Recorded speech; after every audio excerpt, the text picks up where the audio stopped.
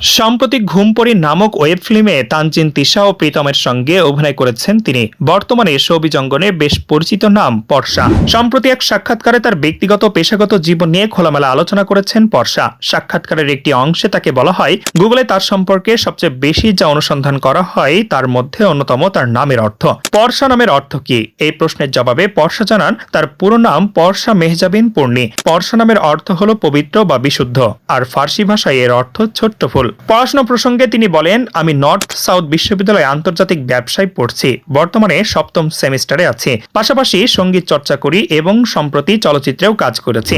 সাক্ষাৎকারের এক পর্যায়ে তাকে ব্যক্তিগত জীবন নিয়ে প্রশ্ন করা হলে তিনি জানান, বর্তমানে তিনি সিঙ্গেল। তবে সবচেয়ে আলোচিত প্রশ্ন ছিল পর্ষা মেহজাবিনের সুগার ড্যাডি সংক্রান্ত।